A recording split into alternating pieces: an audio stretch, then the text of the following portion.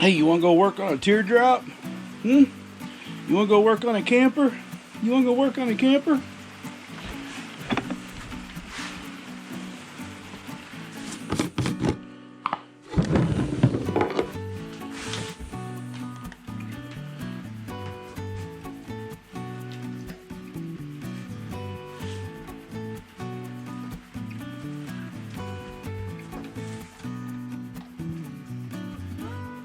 You don't want me watching you eat? Are you a bashful eater, huh?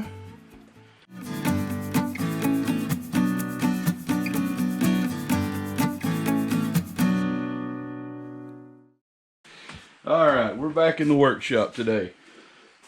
I'm going to try to finish up the water tank installation. Got some parts laid out here. My dad brought this antenna up here. Obviously that's not part of the water tank install. But he brought this antenna to me the other day for me to mount on the workshop so I can get some, hopefully some free digital television while I'm out here working on the Camp Easy. Seems like it's been raining every day since he brought it up, so I've not been out there to bolt it on the side of the shop yet, but the next pretty day I'll get this up. Hopefully that'll work pretty well. But if you watched the last episode of the Teardrop build, you'll know that I built this aluminum tray for the water tank to set in. And my original plan was to suspend the water tank under the floor of the Camp Easy with some metal pipe hanging straps. And I actually mounted the straps to the tank, and I crawled under there to go ahead and do that install. And I'll tell you, those straps, I think that if I put about 4 of those straps on there, they would have worked pretty well. But while I was under there, the idea hit me. How about using some extra long carriage bolts and basically just drill a hole in the corner, each corner of the tray, and run some 5/16 carriage bolts through. We'll actually run them down through the bottom of the bedroom floor or the cabin floor, run them straight down, and then push the water tank and the tray up on the carriage bolts, and then tighten it down with some nuts. And by doing that, for one, it'll certainly be stronger than the straps. I still think the straps would have been okay, but this will be stronger than the straps. And if it ever loosens up, I can just snug the nuts and tighten it up against the floor of the camper. So yeah, I think that's the way we're going to go. So yeah, let's get started. So let's take a look at the goodies I picked up since last time. These are the carriage bolts. These were pretty hard to find. I wanted some 1/4 inch by 10 inch, and I couldn't find any in that length. But this is 5/16, so it's the next size up, and they're 10 inches long, and they're threaded probably, I don't know, probably 60% of the bolt is threaded, so I think that's going to work pretty good.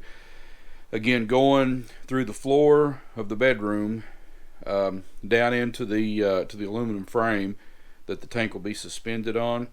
And I think I'm going to be okay with an aluminum frame because, I mean, it's only a 5-gallon tank. There'll be about 40 pounds of weight there.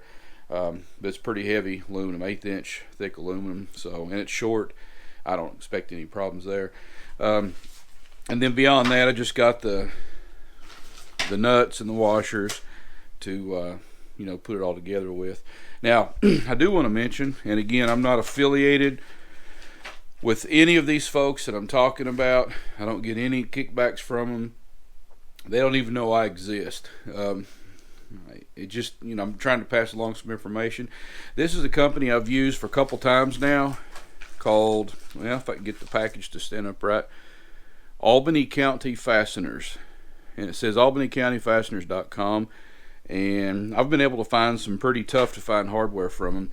And both times they've got me the hardware within just about 3 shipping days. So I've been pretty happy with them. And then I picked up some clamps and whatnot to put the hoses on with. Now this is something I didn't know existed till yesterday. It's called True Blue Vibration Resistant Thread Sealant with Teflon, and it says it's for potable water systems. So I'm going to use this to insert the fittings in the end of the tank with, and I like the idea that it's vibration resistant since this is going to be going down the road. So I was just going to originally use some Teflon tape, but this should be better. All right, our first order of business is to start drilling some holes in the floor. I just made a drill template that I'm laying on the floor of the cabin, and basically it's just a template for the frame that the water tank will be suspended in. I'm going to drill the 4 holes off of that.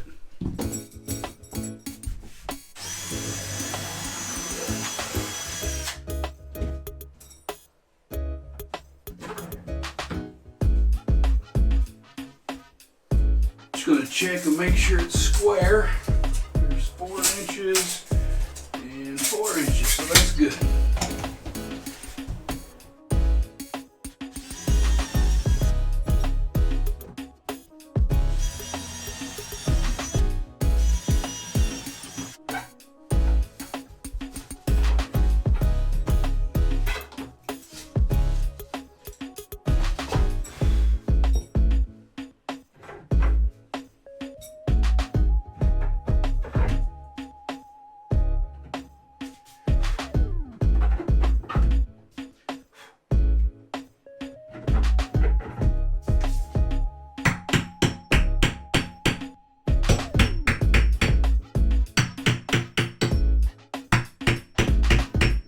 The frame is basically a 4-piece frame that'll be held together with the 4 carriage bolts coming down out of the floor. But just to keep it together until I have a chance to get under the floor, I'm going to put it together with some zip ties. Zip ties should hold everything snug until I have it under the floor, going under some carriage bolts. Yep. So let's put it under the floor. Almost forgot, I got to put the fittings on the end of the tank before I put it in. That would have been bad.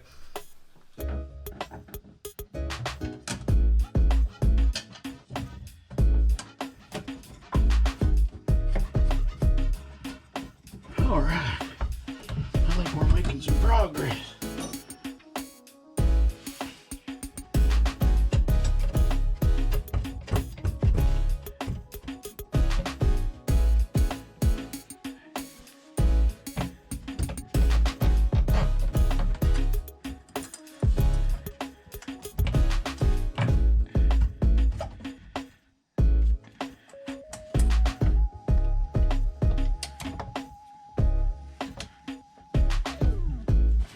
So I've got the tank installed.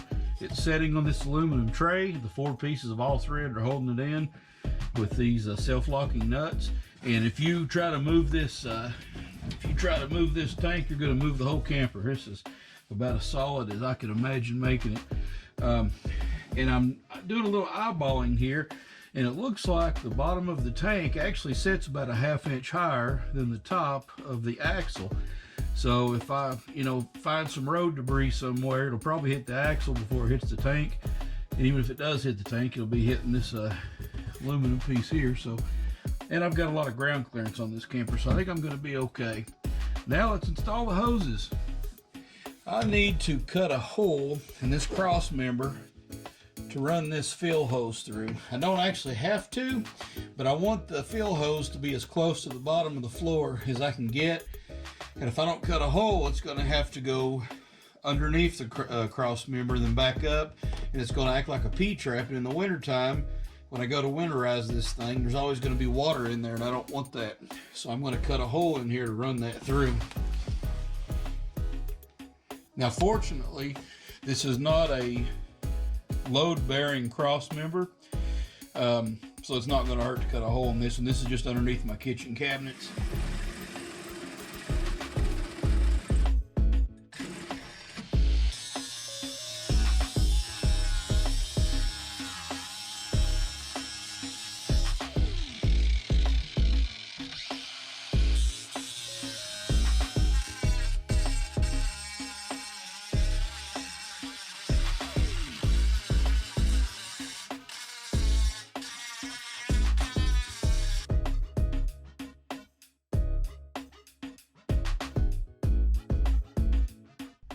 Okay, so here's the water tank install.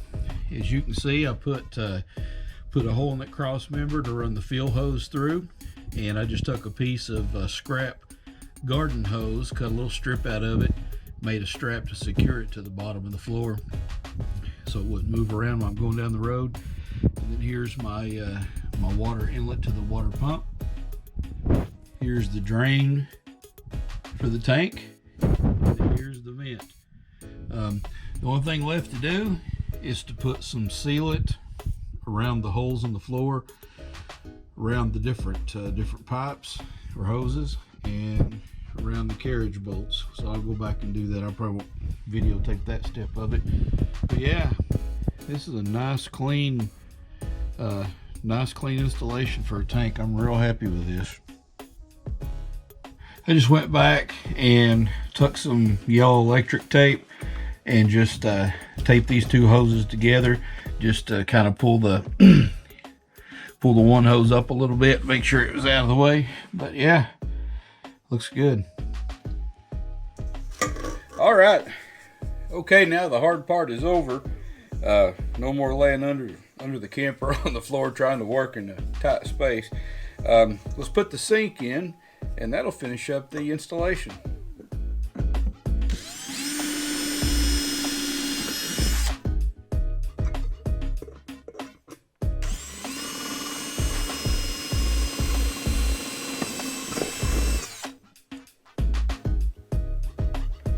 I'm just going to put some butyl tape around the perimeter.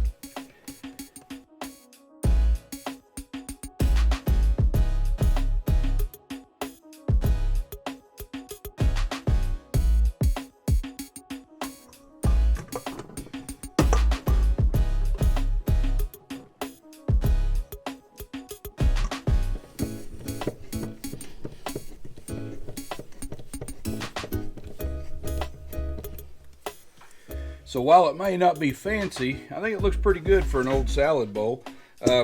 Those three screws look just fine on the top. Got some nice squeeze out of the butyl tape all the way around, so that's perfect. Probably take a little piece of plastic and just trim the excess out around. Yeah, this is going to be great. The only thing left to do now is fill the tank with water and use it. So let's try to not fill it up, but put a little water in it. Can't remember if I have my drain valve opened or not on the tank. I'm gonna have to look in a minute and see. Yeah, I better check that. Nope, it's open. Yes, the valve was open, but I managed to get it closed before too much water came out. So I put about a half gallon in it. I'm gonna put another gallon in it and give everything a try, see how it does. Just wanted to make sure it really was closed.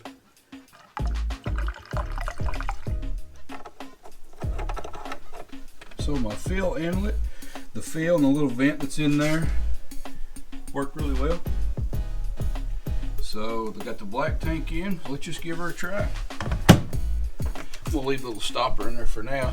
So this is my switch for the water pump. Now I'll probably have to open the sink faucet to make it start priming. There we go.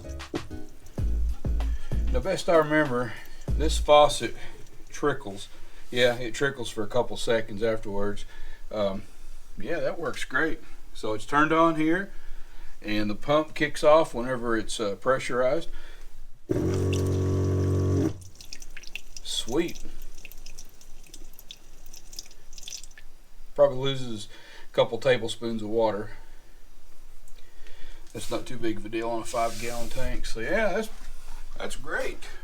So we now have the sink installed in the Camp Easy Teardrop. Got the salad bowl for the sink, got a 5-gallon water tank underneath the camper, and we ended up mounting it with carriage bolts instead of the straps. Really glad I did that. I am just terribly happy with how everything turned out. So we've got running water now. Should be easy to fill, should be easy to dump the grade water. So yeah, this thing worked out real well. Hey, if this is your first time watching any of the Camping Camera episodes of the Camp Easy Teardrop build, I appreciate you tuning in today. Hope you enjoyed it. And hit that subscribe button and check back for more videos. And with that, I guess you could say this episode went down the drain. See you later.